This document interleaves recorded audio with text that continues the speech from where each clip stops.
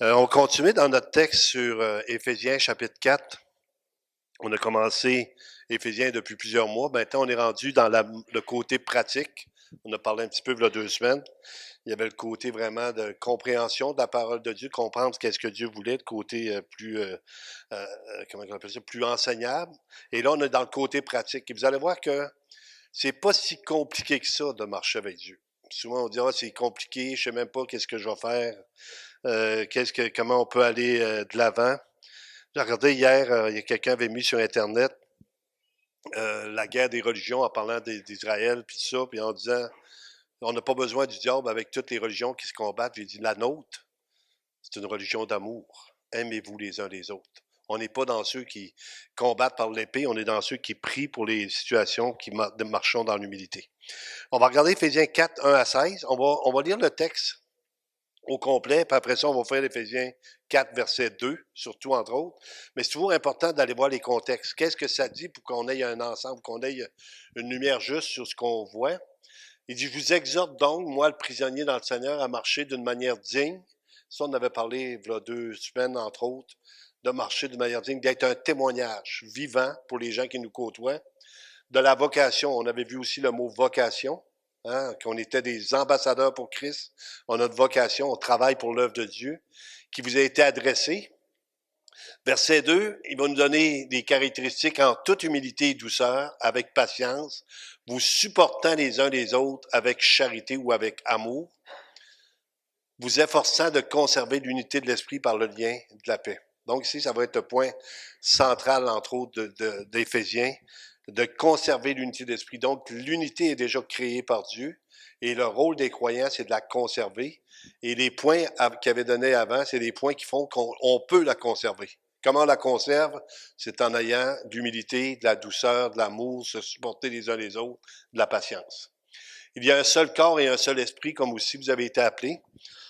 Excusez-moi, j'ai un petit chat dans la gorge depuis ce matin.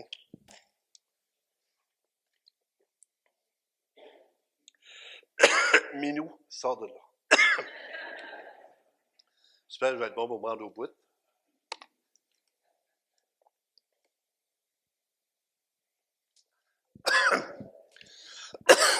Il y a un seul corps et un seul esprit, comme aussi vous avez été appelés à une seule espérance par votre vocation. Il y a un seul Seigneur, une seule foi, un seul baptême. Ici, on parle de l'Église universelle. Un seul Seigneur, une seule foi, un seul baptême. Tous les chrétiens du monde entier font partie du corps de Christ. Et maintenant, les chrétiens vont s'assembler dans des assemblées locales pour recevoir l'enseignement. C'est pour ça que l'apôtre Paul va écrire des lettres, entre autres à Éphèse, à Colosse, à Thessalonique, pour que les gens des églises locales puissent recevoir l'enseignement. Seul Dieu est Père de tous, qui est au-dessus de tous et parmi tous et en tous. Mais à chacun de nous, la grâce a été donnée selon la mesure du don de Christ. Donc, encore une fois, chacun d'entre nous, on a des dons qui nous sont accordés pour qu'on puisse marcher avec le Seigneur. C'est pourquoi il est dit, étant monté en haut, il a emmené des captifs, il a fait des dons aux hommes.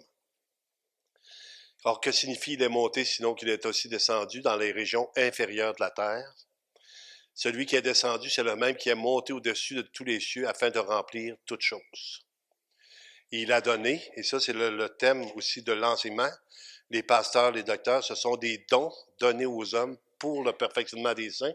Et il a donné les uns comme apôtres, les autres comme prophètes, les autres comme évangélistes, les autres comme pasteurs et docteurs, pour le perfectionnement des saints, en vue de l'œuvre du ministère et de l'édification du corps de Christ, jusqu'à ce que nous soyons tous parvenus à l'unité de la foi. Tantôt on a parlé de l'unité dans le corps, l'unité de la foi, et de la connaissance du Fils de Dieu à l'état d'homme fait, donc des gens matures à la mesure de la stature parfaite de Christ, afin que nous ne soyons plus des enfants flottants et emportés à tout vent de doctrine par la tromperie des hommes, par leur ruse dans les moyens de séduction. Mais que, professant la vérité dans la charité, nous croissions à tous égards en celui qui est le chef Christ. C'est de lui et grâce à tous les liens de son assistance que tout le corps, bien coordonné et formant un solide assemblage, tire son accroissement selon la force qui convient à chacune de ses parties. Il s'édifie lui-même dans la charité ou dans l'amour. Donc, le corps bien coordonné, des gens qui se mettent à part pour les autres. Puis peut-être, je vais faire une petite parenthèse pour remercier tous ceux qui se donnent pour l'Église. C'est vraiment incroyable, que ce soit à l'école du dimanche, à la garderie, à l'accueil, dans le stationnement, pour faire les choses ici. Sans bénévoles, il n'y a pas d'église, hein? C'est juste de voir comment les gens se préoccupent de leur assemblée, de leur église, comment ils en prennent soin. Et c'est une vraie bénédiction de travailler dans un contexte comme celui-là. Donc, l'unité dépend de l'amour qui exprime notre caractère et notre conduite. Éphésiens 4.2, regardez le texte. Tantôt, c'était tous le contexte, les 16 premiers versets. En toute humilité et douceur, avec patience, vous supportant les uns les autres avec charité ou avec amour. Vous savez comment on fait pour reconnaître une église? C'est l'amour qu'on a les uns pour les autres. En Jean 13, 34, 35, il dit, à ceci, tous connaîtront que vous êtes mes disciples si vous avez de l'amour les uns pour les autres. Et je vous donne un commandement nouveau. Aimez-vous les uns les autres. Tout le sens ou la priorité des Écritures, c'est l'amour. L'amour de Dieu envers nous crée en nous un amour qui est là pour l'autre. Donc, on n'est plus là pour nous-mêmes. La Bible nous dit, mais on est là pour l'autre. L'unité dépend de l'amour qui exprime notre caractère et notre conduite. Et souvent, les gens vont dire, hey, quand je l'ai rencontré elle ou quand je l'ai rencontré lui, il y avait tellement d'amour. Même, j'ai une petite illustration qu'on raconte souvent. C'était un prédicateur qui était là, puis vu qu'il y a des nouveaux chaque fois, fait que je peux toujours la raconter. Il était là, c'était une croisade d'évangélisation. Et dans la croisade d'évangélisation, une madame qui avait amené son mari, qui était inconverti, et elle l'amenait à tous les soirs, c'était une croisade de 4-5 jours, en tout cas, elle l'avait amené à tous les soirs. Et la 5e journée, quand le prédicateur a dit, quels sont ceux qui veulent mettre leur confiance en Jésus, croire en lui, et le monsieur a levé sa main, il est allé en avant, ils ont prié pour lui, puis le prédicateur était content. C'est sûr, quand on voit des gens se convertir. Et il a demandé au gars sur quelle parole que j'ai dite qui fait que tu t'es converti. Et le gars a dit, c'est pas toi, mais la personne qui était à l'accueil était tellement remplie d'amour. J'ai dit, c'est comme elle que je veux devenir. Fait que l'amour, c'est le centre de l'Église. C'est vraiment si on peut dire le caractère de l'Église, c'est la vie de l'Église, c'est l'amour qu'on a les uns pour les autres. Maintenant, notre unité, elle découle de l'unité de Dieu. Dans Jean chapitre 17, 20, 21, je vais regarder ce texte-là. C'est Jésus qui prie. Hein? Quand le Seigneur il dit, je sais que tu m'exauces toujours, quand il va parler. Mais Jésus va prier, il prie pour l'unité de l'Église. Présentement, le Seigneur est en train de prier pour nous. Hein? Il dit qu'il intercède pour nous à toutes les fois qu'il y a l'occasion. Ce n'est pas pour eux seulement que je prie, mais encore pour ceux qui croiront en moi par leur parole, afin que tous soient un, comme toi, Père, tu es un, et comme je suis en toi, afin qu'eux aussi soient un en nous pour que le monde croie que tu m'as envoyé. L'unité de l'Église est une caractéristique de l'unité de Dieu. Ça devient comme autant le Père est uni avec le Fils et le Saint-Esprit, autant on devrait être unis les uns avec les autres autour du Seigneur. Elle découle de l'unité de Dieu, elle s'enrichit dans la diversité de nos dons. C'est pour ça que j'ai écouté une annonce à la télévision cette semaine, puis le petit gars il dit, je m'en vais au service professionnel. Il dit, je vais faire un métier. Puis là, il montre tous les métiers qu'il peut faire. Et là, son père dit, on va être avec toi là-dedans. Et je me disais, pendant des années, on a dévalorisé le métier physique, des électriciens, des plombiers, des manœuvres. Mais chacune de ces personnes-là est unique et on en a besoin. Si vous manquez d'un plombier quand votre tuyau pète, vous allez trouver que ça serait bien utile de l'avoir. Fait que nous autres, c'est comme ça aussi. Il n'y a pas de gens plus hauts ou d'autres plus bas. Chacun a des rôles spécifiques qu'on met au service des autres. Puis le texte que j'ai sorti pour voir ça, c'est dans 1 Pierre chapitre 4, versets 7 à 10. Dieu donne des dons pour le service des autres, pour vraiment que l'autre puisse en profiter ou en bénéficier. Il dit, la fin de toute chose est proche. Je ne pensais pas de parler de ça ce matin. Il y a des signes quand même. On ne peut pas dire que la fin du monde va arriver demain, mais savez-vous quoi, elle peut arriver demain? On ne sait pas. Maintenant, il y a des signes qui nous parlent. Quand il va y avoir des guerres, des bruits de guerre, il va y avoir plein de choses qui vont se produire. On est sur un baril de poudre présentement. Une petite bombe nucléaire, ça peut détruire la moitié du monde. Quasiment, c'est devenu tellement dangereux. Et là, il nous dit comment on doit se comporter. C'est Luther qui avait, je m'en fie aussi à l'esprit, il avait dit à Luther, qu'est-ce que tu ferais si Jésus reviendrait demain? Il dit, je planterais un arbre. En voulant dire, je suis prêt que Jésus revienne chaque jour. Et le chrétien devrait être prêt. Seigneur, c'est aujourd'hui qu'on part. On a vu le jeune homme qui est décédé sur la route cette semaine. Et c'est partout pareil, des gens qui vont décéder rapidement. Là. On ne sait pas quand. La fin de toute chose est proche. Soyez donc sages, et ça pour vaguer à la prière. Donc, il nous dit que la prière va nous protéger de ces choses aussi. Avant tout, il revient tout le temps sur le même texte. Avant tout, ayez les uns pour les autres une ardente charité ou un ardent amour. On devrait tellement apprécier, puis je pense que vous le faites, je ne suis pas en train de vous blâmer, mais de profiter d'être dans une église chrétienne, d'avoir une famille, c'est exceptionnel.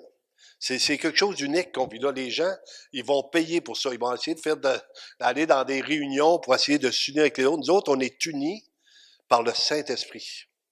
Monsieur Otis, Madame Perrault, qui ont joint l'Église depuis le 18 décembre l'année passée, pourraient vous parler de la bénédiction qu'ils ont d'être à l'Église. J'espère que ça n'a pas changé pendant que je parle. Donc, si ça change, dites-moi-le.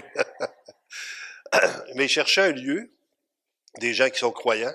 Cherchez un lieu. On peut-tu avoir un lieu où il y a de l'amour, où les gens sont là les uns pour les autres? Ils ont rentré dans l'Église, puis ça a été une bénédiction. Pas seulement eux autres ont été bénis, mais on est bénis de les voir aussi.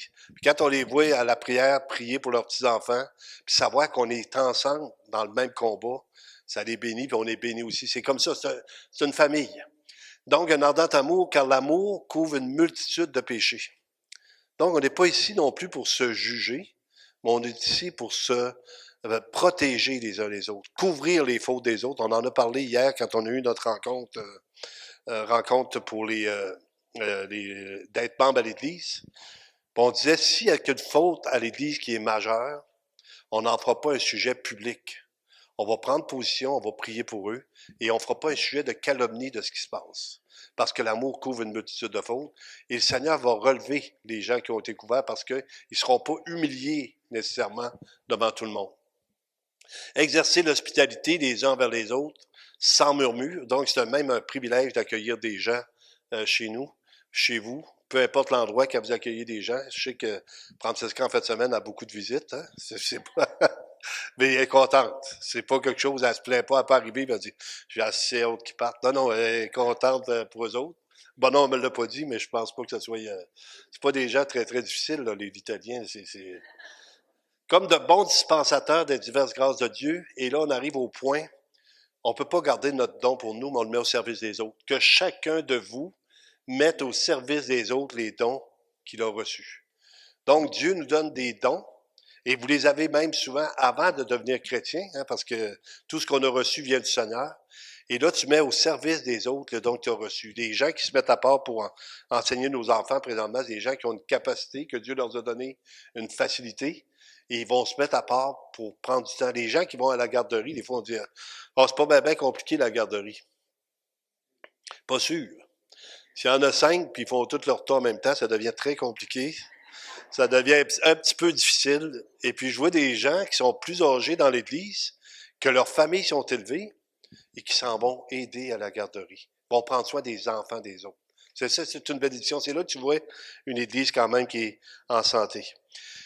Elle s'enrichit dans la diversité de nos dons, on vient de voir ça. Elle réclame notre maturité. Éphésiens 4,16, il n'y a rien de pire qu'une Église qui ne mature pas, qui ne grandit pas. Je suis tellement content du cours précepte qu'on a la possibilité d'avoir à l'Église. Je suis encore plus content d'avoir Pasteur Marcus et sa femme avec nous autres. C'est une bénédiction. Mais de voir que ce cours-là est en train de s'épandre partout au Québec d'une façon magistrale. Il y a plein de gens qui suivent le cours et disent « ça a changé ma vie ». Pourquoi? Parce qu'on vient de mettre la parole au centre de nos vies. Puis quand la parole est au centre de nos vies, le Seigneur il nous demande d'être transformés dans le renouvellement de notre intelligence. Il faut que la parole de Dieu soit le centre. Sinon, c'est le monde. C'est un ou l'autre. Donc, la parole qu'on prend le temps d'étudier, qu'on prend le temps de regarder, va changer littéralement nos vies. Donc, Éphésiens 4,16, c'est de lui et grâce à tous les liens de son assistance. Donc, c'est encore une fois, c'est une question d'équipe, que tout le corps bien coordonné. Donc, les gens sachant... Vous savez, l'équilibre dans l'Église, c'est pas tellement compliqué. Il y a 4 points. La prière, c'est la communion fraternelle, de vivre ensemble, l'enseignement des apôtres, et le 4e, la prière, la Sainte Sainte. se rappeler qu'est-ce que Christ a accompli pour nous. Constamment se rappeler de la croix. J'avais un chant sur la croix tantôt, puis quand j'entends le mot croix, ça me bénit tellement. Je me dis, Seigneur, t'es venu payer pour nous. Quand je vais au foyer de personnes âgées le matin, je monte toujours la croix. Mais je dis, il n'est plus là, par exemple. Il est ressuscité. Et c'est à cause de ça qu'on peut aller de l'avant et avoir une sécurité en lui. L'unité chrétienne dépend d'une conduite charitable. Éphésiens 4, 2. On va la regarder encore, Éphésiens chapitre 4, verset 2. En toute humilité et douceur, avec patience, vous supportant les uns les autres avec charité ou avec amour. Et là, il y a 5 vertus qui sont en action. C'est des choses qu'on doit demander au Seigneur. L'humilité, la douceur, la patience, se supporter les uns les autres. Vous savez ce que ça veut dire, se supporter? Ça veut dire que ça ne sera pas toujours facile.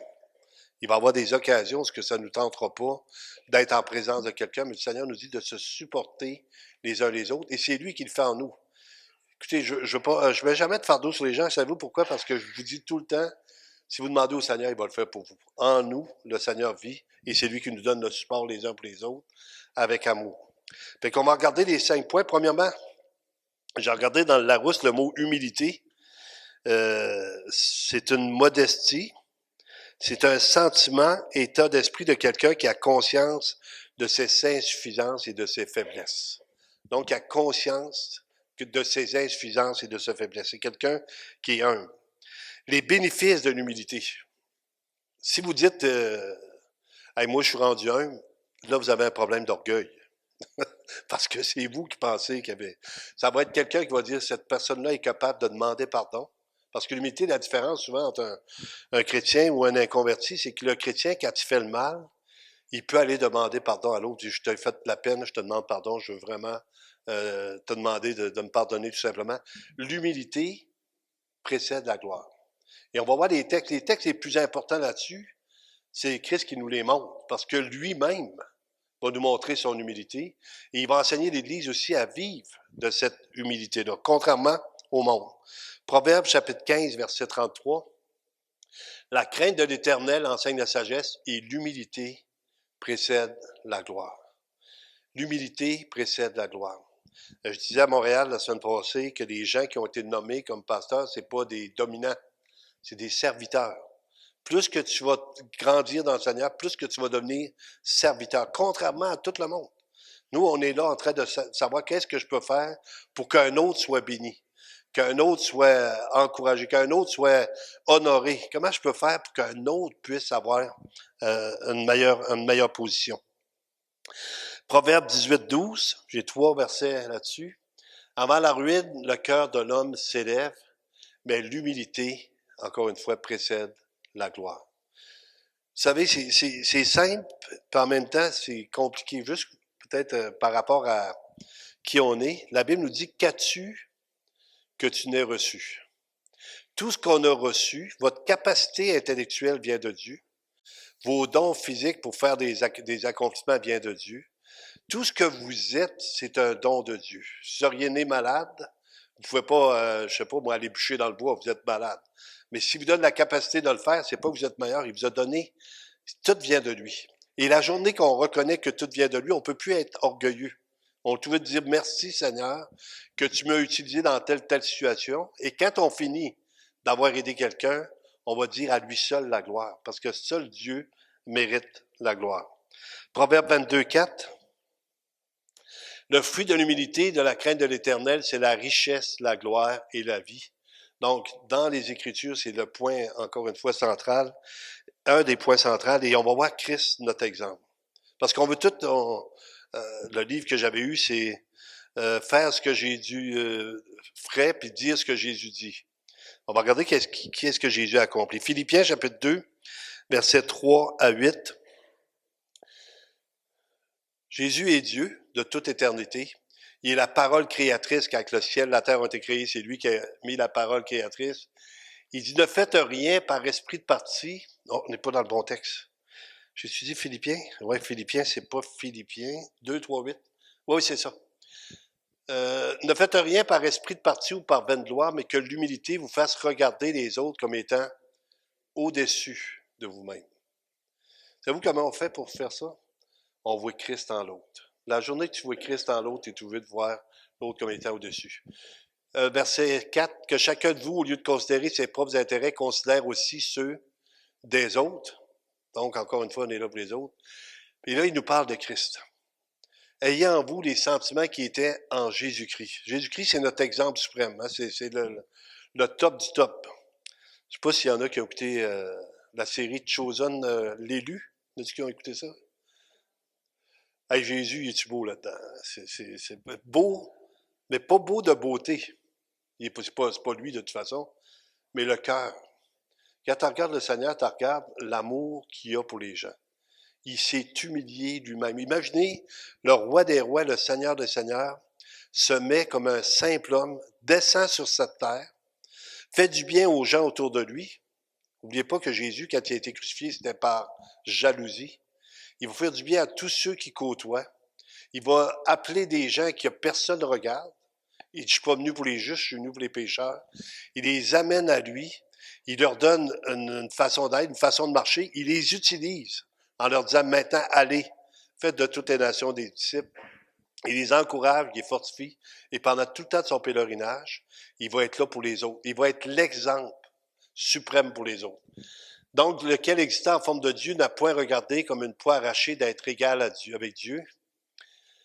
Il n'y a pas de compétition. Et dans une église en santé, il n'y a pas de compétition. Ils viennent chanter sans se dire « c'est moi la meilleure, c'est moi le meilleur ». Les gens sont là pour que Dieu soit glorifié. Et ça change complètement la façon d'être. C'est pas comme le monde. Le monde, c'est une compétition continuelle à savoir qui est le plus grand. Dans le Seigneur, c'est une compétition à savoir comment je peux aider l'autre à devenir plus grand. Ça change notre façon d'être. En prenant une forme de serviteur, en devenant semblable aux hommes et ayant paru comme un simple homme. Il s'est humilié lui-même, se rendant obéissant jusqu'à la mort, même jusqu'à la mort de la croix. Pourquoi on marque même jusqu'à la mort de la croix? Parce que la croix était une malédiction. Maudit quiconque est pendu au bois. Le Seigneur est allé dans le pire mort, la croix, et nu sur la croix, parce que nous autres, on le voit avec un vêtement, puis je suis content qu'on en mette un, là, ça fait partie un petit peu de protection, si on peut dire. Mais il est allé jusqu'à la mort de la croix. Il a pris notre place. Il est allé jusqu'au sacrifice suprême pour que nous, on puisse avoir la bénédiction. Et qu'est-ce que ça fait dans le cœur de quelqu'un qui comprend ça? Ça lui donne une reconnaissance absolue envers Jésus-Christ. Seigneur, tu es tellement merveilleux, tu es tellement bon. Merci, Seigneur, pour tout ce que tu as fait pour nous. Et le deuxième texte qu'on a, parce que si Christ est notre exemple, 1 Jean chapitre 2, verset 6, celui qui dit qu'il demeure en lui doit marcher aussi comme il a marché lui-même. Qu'est-ce que Jésus ferait à ma place? Comment Jésus se comporterait? Tournez ma feuille. Citation ici que j'ai pris, l'humilité était méprisée dans l'Antiquité. Les Grecs n'utilisaient jamais leur mot désignant l'humilité dans un contexte d'approbation, encore moins d'admiration. Donc, c'était un mot qui était méprisé. Ils n'utilisaient jamais ce mot-là pour dire qu'une personne était spéciale. Matthieu 20, 25 à 28, Matthieu chapitre 20, verset 25 à 28, Jésus les appela, il dit, vous savez que les chefs des nations les tyrannisent et que les grands les asservissent.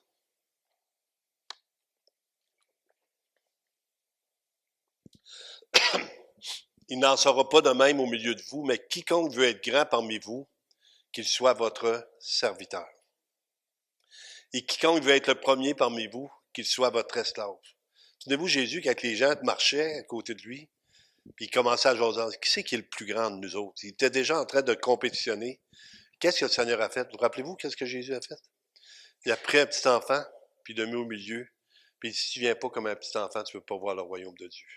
Il a pris l'humilité d'un enfant. Jamais les Grecs auraient utilisé un exemple comme celui-là, mais le Seigneur va prendre ça pour nous montrer comment on a besoin constamment d'être dépendant de lui et de ne pas se penser capable par nous-mêmes. Écoutez, quand j'étais jeune, je ne sais pas s'il y en a qui sont de mon âge, quelques-uns, on allait à la lutte. Hein, je ne sais pas s'il y en a qui sont allés à la lutte, voir lutter Jean Rougeau, Johnny Rougeau, les frères Vachon. Qui a déjà vu ça, là? Bon, quelques-uns. Je pensais que c'est seul. Puis moi, je regardais ça, et je me dis, ces gens-là, c'est des gens pratiquement indestructibles. C'est des armoires à glace, c'est des murailles. Et puis à un moment donné, il y a eu un accident sur la Côte-Nord, puis il y a eu 4 morts. Tarzan Bottine Tyler, ça vous dit pas grand-chose, Mad Dog Lefebvre, et les 2 arbitres. Vous savez que les arbitres, c'est à manger avec les gars de lutte. Là, ces gens-là, en un instant, leur vie était ravie. Des gens d'une grosse capacité. On n'est pas si fort que ça. On n'est pas si capable que ça. On est à un souffle de l'éternité. Fait qu'on est mieux de dire, Seigneur, moi, je me confie en toi, que de dire, moi, je suis capable par moi-même. Vous avez déjà raconté, mais vu qu'il y a toujours quelques nouveaux, je raconte mes vieilles histoires. Quand j'en ai des neuves, je vais vous les compter, mais si j'en ai des vieilles, je vais les répéter, je vous le dis tout de suite. Puis ça vient être plus facile quand tu es plus vieux de répéter des histoires. Ça devient comme, semble c'est le fun, je peux la répéter. Et puis, je m'entraînais dans un gymnase, un peu comme notre ami Félix. Je mettais toute mon énergie à m'entraîner. Et puis, il y a des gens qui venaient me voir et ont dit pasteur. Et puis, ils disaient pas pasteur, là. J'étais, Clermont, t'as vraiment les jambes fortes. C'est incroyable. Ben, ils sont grosses. Hein. Moi, c'est des ballonnés, mais pas de. Faut que je prenne des culottes un peu plus grandes parce que ça monte pas à partir d'en bas. Moi, j'étais un petit peu comme Popeye, avec des gros bras, mais moi, c'est des gros mollets. Fait que ça... Et puis, j'étais fier, pour ne pas dire orgueilleux, de la force que j'avais dans mes jambes. Je m'en vais aux îles de la Madeleine, mais je m'en vais pas là pour faire de la culture physique, je m'en vais là pour prêcher. Il y a un petit bonhomme qui joue dehors il y a 10 ans. Il s'appelle, pas Ismaël, en tout cas, comment il s'appelait? En tout cas, je joue avec lui, j'y lance le ballon, il me le relance, je mets le pied sur le ballon, mon pied vire en arrière, j'ai 6 vis dans le pied, 3 plaques d'acier, complètement à terre, l'ambulance qui vient me chercher, il me transfère à Québec pour me faire opérer, vraiment un accident bizarre. Et puis là, j'ai dit, Seigneur, je n'étais pas si fort que ça des jambes. Parce que j'ai joué avec un petit bonhomme, puis j'ai juste mis le pied sur un petit ballon. Fait que je n'étais pas si fort. Ça m'a amené à penser que t'es pas meilleur qu'un autre, c'est juste que moi, je t'ai donné une capacité là, mais prends pas ça pour de l'acquis. Dans Matthieu 20, 25 à 28, il va nous dire, c'est ainsi que le Fils de l'homme est venu non pour être servi, mais pour servir et donner sa vie comme la rançon de plusieurs. John Stott a écrit, l'humilité est indispensable à l'unité. C'est sûr que si on est en compétition, il ne peut pas avoir d'unité. Derrière toute discorde se cache l'orgueil. C'est toujours l'orgueil qui va se cacher derrière toute discorde.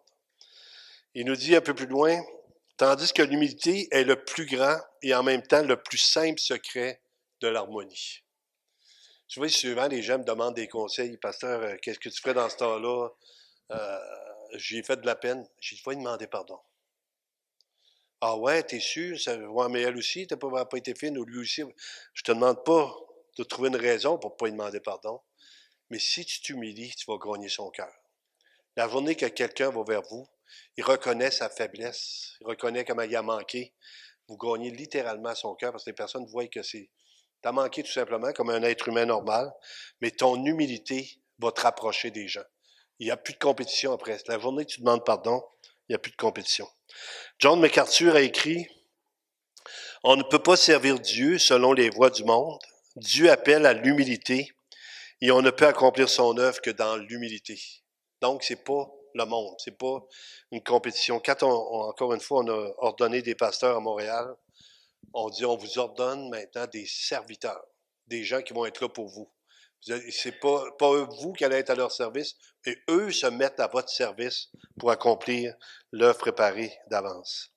Jean chapitre 13, versets 1 à 17, je ne sais pas si on aura le temps de tout le lire, mais c'est un texte tellement extraordinaire sur l'humilité de Jésus. On peut raconter l'histoire qui ses disciples arrivent et puis il n'y a personne à la porte et Jésus va se mettre à la porte comme un serviteur. Il va se mettre à laver les pieds de ses disciples. Et Jésus est le maître, le Seigneur des seigneurs, le roi des rois. Et il s'abaisse, il est en train de leur donner un exemple parce que les autres, personne ne l'aurait fait volontairement. On s'embarque pas. S'il y en a un qui doit laver les pieds des autres, ça doit être lui. Il était toujours, encore une fois, en compétition. Mais le Seigneur va s'humilier et il va leur dire, maintenant, je vous donne un exemple. Pour que vous fassiez comme je fais. Ça ne veut pas dire de laver les pieds de tout le monde, mais de voir l'autre comme étu, de se mettre à part pour lui. On va peut-être prendre le temps de le lire rapidement. Alors, avant la fête de Jésus, Jésus, sachant que son heure était venue de passer de ce monde au Père, et ayant aimé les siens qui étaient dans le monde, regardez comment c'est beau, il dit, mis le comble à son amour. Il les aimait encore plus qu'ils avaient toujours aimés en décidant de leur laver les pieds. C'est un exemple quand même incroyable. Il nous dit, pendant le souper, lorsque le diable avait déjà inspiré au cœur de Judas Iscariote, fils de Simon, le dessein de le livrer, Jésus, qui savait que le Père avait remis toutes choses entre ses mains, qu'il était venu de Dieu et qu'il s'en allait à Dieu, se leva à la table, ôta ses vêtements et prit un linge dont il se ceignit. Ensuite, il versa de l'eau dans un bassin et il se mit à laver les pieds de ses disciples. Le Seigneur allait mourir. Il s'en allait à la croix. Il savait que tout était terminé. Et le dernier geste qu'il pose, c'est de laver les pieds de ses disciples. Et parmi ses disciples, il y avait Judas qui allait le livrer. Il a pris le temps de laver les pieds de Judas. Le Seigneur nous dit un enseignement, il dit, aimez vos ennemis. Priez ceux qui vous maltraitent et qui vous persécutent. Dieu nous donne un enseignement d'aller plus loin que le monde. Il nous dit, si vous aimez seulement ceux qui vous aiment, le monde font la même chose, mais vous êtes différents. Vous allez pouvoir aimer ceux qui vous persécutent, ceux qui vous maudissent, ceux qui vous font du mal, et vous allez prier. La Bible nous dit que quand ils vont se convertir, ils vont remarquer vos bonnes œuvres aux jours que Dieu va les visiter. Fait qu'ici, le Seigneur va mettre le compte. Il versait de l'eau dans un bassin, il se mit à laver les pieds des disciples, il allait les essuyer avec le linge dont il était saint. Il vient donc à Simon et Pierre lui dit, Seigneur, toi, Seigneur, tu me laves les pieds. Toute l'histoire est là. Jésus lui répondit, ce que je fais, tu ne le comprends pas maintenant, mais tu le comprendras bientôt. Et on peut dire que la compréhension de Pierre après a été absolue, parce que Pierre est devenu un serviteur du Seigneur. Il est mort, la Bible nous dit, l'enseignement qu'on a eu de ceux qui font l'histoire, qui ont écrit l'histoire, qui étaient morts pendus la tête en bas. Ils disaient qu'ils n'étaient pas dignes de se faire crucifier en haut. Non, jamais tu me laveras les pieds. Jésus lui répondit, si je ne te lave, tu n'auras point de part avec moi. Simon-Pierre lui dit, Seigneur, non seulement les pieds, mais encore les mains et la tête. Jésus lui dit, celui qui est lavé n'a besoin que de se laver les pieds pour être entièrement pur. Et vous êtes purs, non pas tous. Puis ça peut aller aussi dans le sens de couvrir les fautes, de ne pas mépriser ou dénigrer les gens. Notre seul, on regardait peut-être 3 Jean, versets 9 à 11, on avait un petit trait, Diotrephe. Il a écrit quelques mots à l'Église, mais Diotrephe, qui aime à être le premier parmi eux, ne nous reçoit point. Donc, il y avait un dirigeant d'Église, il était tellement devenu orgueilleux qu'il décidait qui c'est qui pouvait rentrer, qui c'est qui pouvait sortir. Il voulait plus, il contrôlait l'Église. Et même l'apôtre Paul va dire, quand je vais y aller, c'est pourquoi si je vois, je rappellerai les actes qu'il commet en tenant contre nous des méchants propos. Non content de cela, il ne reçoit pas les frères et ceux qui voudraient le faire. Il les en empêche et les chasse de l'Église. Donc ici, il va leur prendre Diotrephe sévèrement.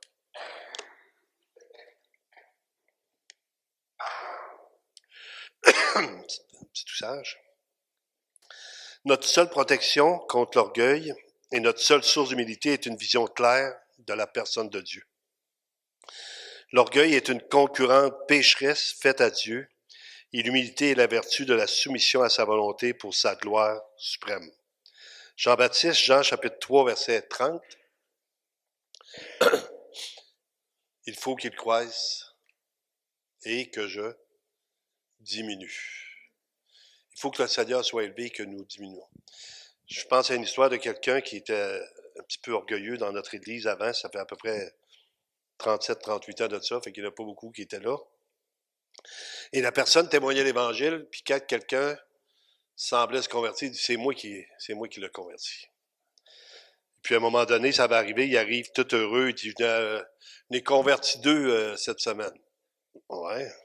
Je dis pas le Seigneur, non, c'est moi qui les ai convertis, OK. J'aimerais ça les rencontrer, qu'on puisse voir avec eux autres, fait quand ils sont venus. J'ai dit, vous avez pris une décision pour Jésus, vous êtes convertis. Il dit, il était assez tannant, on a prié pour s'en débarrasser. Fait que j'ai dit, c'est vraiment toi qui les as convertis, ils ne sont pas convertis ni un ni l'autre. C'est l'œuvre de Dieu.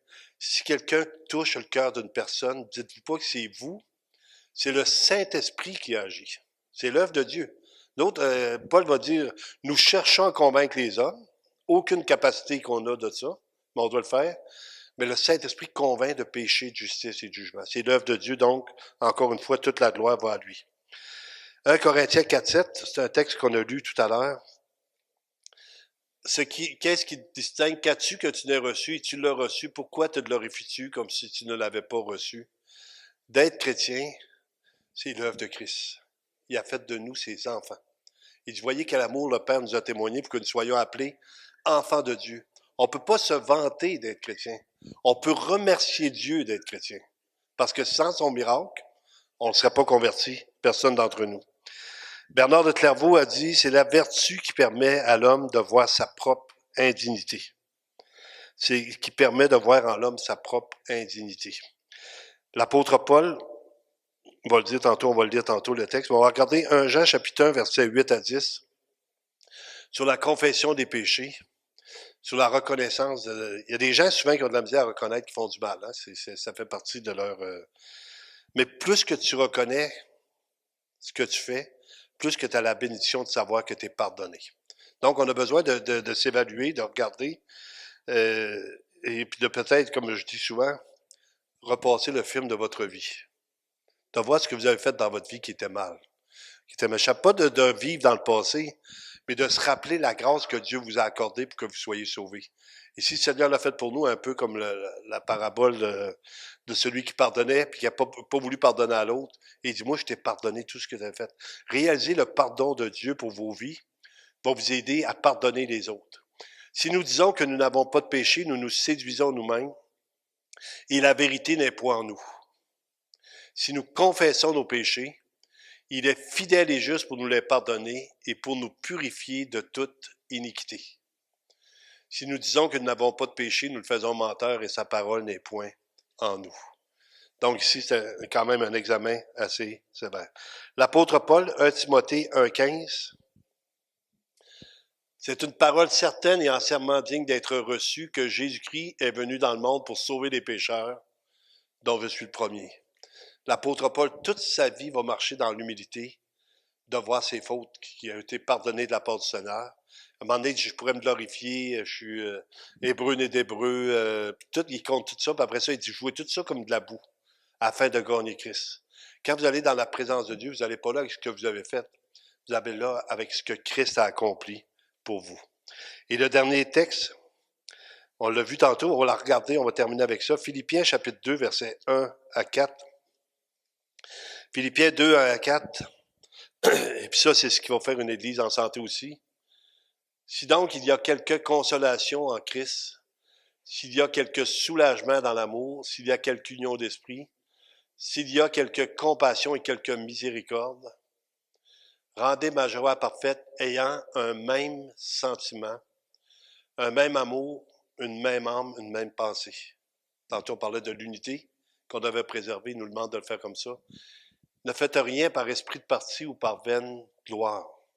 Souvent, une évaluation de savoir si c'est pour votre gloire, c'est quand on dit non à un projet, que la personne a dit c'est comme ça, moi je m'en vais. Au lieu de dire, ben si c'est pas le temps de Dieu, on va attendre. Ça fait qu'on n'est pas en esprit de parti, on n'est pas on n'est pas en train de vouloir montrer notre bonté, notre capacité. Mais que l'humilité vous fasse regarder les autres comme étant au-dessus de vous-même. De voir l'autre au-dessus, de voir l'autre avec ce que Dieu est en train de faire avec elle, mais qui est en train de faire avec elle pour les autres. Que chacun de vous, au lieu de considérer ses propres intérêts, considère aussi ceux des autres. Et c'est pour ça qu'un corps, le corps de Christ, l'Église, peut fonctionner en étant humble, en marchant les uns pour les autres, en élevant les autres, en priant pour les autres. Puis vous voulez savoir si quelqu'un est en bonne santé spirituelle, écoutez-le parler. Qu'il ne sorte de votre bouche aucune parole mauvaise, mais s'il y a lieu quelques bonnes paroles qui servent à l'édification et qui communiquent une grâce à ceux qui l'entendent. Par la bouche, on voit la santé spirituelle des gens. Si c'est quelqu'un qui parle en mal des autres, qui détruit l'autre, t'es pas en très bonne forme spirituelle. Fait que ça, c'est vraiment un test pour notre langue. Fait qu'on va terminer en prière, si vous voulez. Demander au Seigneur encore une fois la bénédiction.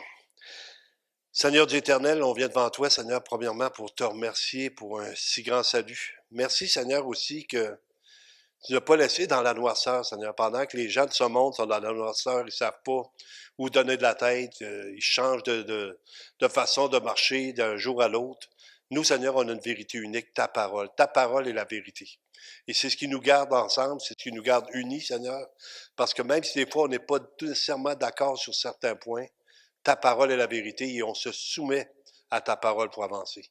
Je te remercie, Seigneur. Je te demande de bénir chacun, de protéger chacun, de protéger nos enfants aussi, Seigneur, dans les enseignements fautifs qui pourraient être donnés. On te demande de les garder, Seigneur.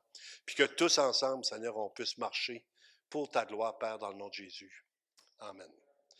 Que Dieu vous bénisse. Bon dimanche.